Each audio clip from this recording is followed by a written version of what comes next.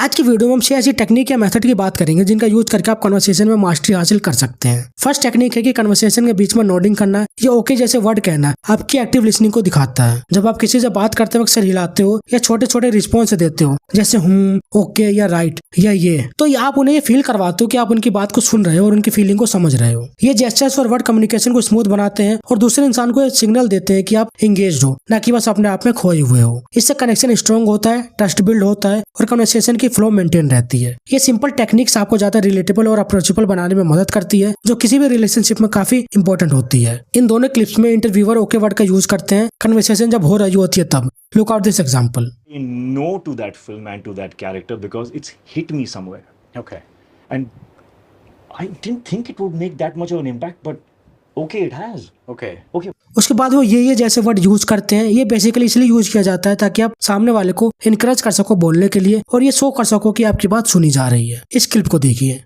Or be afraid of the performance that has become cult and Yeah. I think And then use positive nodding when you listening other person. It can make all the difference. Aikido insult एक communication technique है जिसमें अपने ऊपर की गई बेइज्जती या insult को अपने फायदे के लिए इस्तेमाल किया जाता है। इसमें जब आपको कोई ताना दे या नीचा दिखाने की कोशिश करता है तो आप उस इंसल्ट को अपनी ताकत बनाते हैं। जैसे आइकिडो में अपोनेंट की फोर्स को अपनी तरफ मोड़कर उसका फायदा उठाया जाता है, वैसे आइकिडो इंसल्ट में आप उस इंसल्ट को अपने पर्सनल ग्रोथ या मोटिवेशन के लिए इस्तेमाल करते हैं। इस तरह एक नेगेटिव चीज को अपने एडवांटेज में बदलना होता है जिससे आप अपने आप को बेहतर बना सकते हैं और दूसरों को भी अपने बदले हुए रूप दिखा सकते हैं। इस क्लिप में ऋतिक रोशन के फादर उन्हें लाला बुलाते थे जो कि एक इंसल्ट था, तो आप इस क्लिप को देखिए। I mean, my father used to call me Lala Why? because he didn't like the way I looked. I looked very lazy. I was, not into sports. उसके बाद ऋतिक कैसे इस इंसल्ट को अपने फेवर में करते हैं आप इस क्लिप में देख सकते हैं। I think just for that reason, for making He me was trying to motivate you. to motivate me. There are two ways you can motivate someone. You can either use pain or you can use pleasure. So I think with the kind of life he had lived and the experience that he had in his life, he thought pain would work more.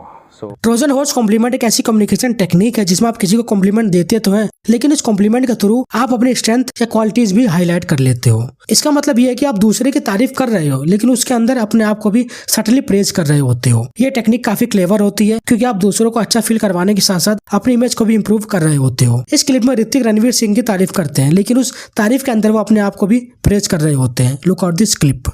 I remember when I saw Bajirao, I saw Ranveer's work in the film, and it really stirred me. I felt a movement inside. I felt inspired after a very, very long time. I was inspired. The competition is great because it's the only place where you get others to push you to excel.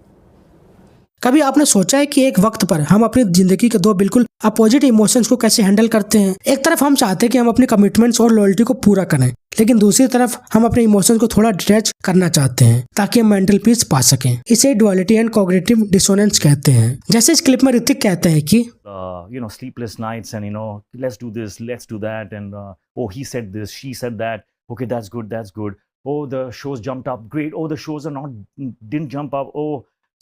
उसके बाद ऋतिक फिर भी next film war 2 की script choose करते हैं। I picked up my next film script, War 2, and I went through that. I got deeply engaged in that. Then फिर वो ये बात कहते हैं कि मैं डिस्कनेक्ट नहीं हो पाया अपने काम से, अपने फिल्मों से। यहाँ पर ऋतिक अपने वर्क लाइफ बैलेंस की बात भी करते हैं, प्लस में अपने काम के लिए पैशनेट भी हैं। तो ये कॉन्ट्राडिक्टरी हो जाती है अपने ही अंदर कि क्या करें और क्या ना करें। इस टेक्निक का कुछ लोग गलत तरीके से यूज कर सकते हैं आपको मैनिपुलेट करने के लिए। एग्जाम्पल के लिए इस कन्वर्सेशन को देखी जाए, एक मैनेजर अपने एम्प्लॉयज को मैनिपुलेट कर रहा है। मुझे पता है कि सबको अपने पर्सनल टाइम की जरूरत होती है और ये मुश्किल काम है और आप सब ये चाहते हैं कि आप अपने दोस्तों के साथ टाइम स्पेंड करें या अपनी हॉबीज परस्यू करें, पर यह प्रोजेक्ट भी हमारे लिए बहुत इंपॉर्टेंट है। आपको लगता है कि आपको काम के प्रेशर से दूर रहना चाहिए, लेकिन आपको यह भी समझना होगा कि प्रोजेक्ट की सक्सेस से हम सबको लॉन्ग टर्म में फायदा ही फायदा होगा। लोग इस तरीके से आपको मैनिपुलेट कर सकते हैं। आपको बड़ी पिक्चर दिखाई जाएगी कि आप अभी सब कुछ छोड़कर अपने काम पे ध्यान देंगे तो आप सक्सेसफुल हो जाएंगे, जो कि बड़े बड़े मोटिवेशनल गुरु बताते भी हैं।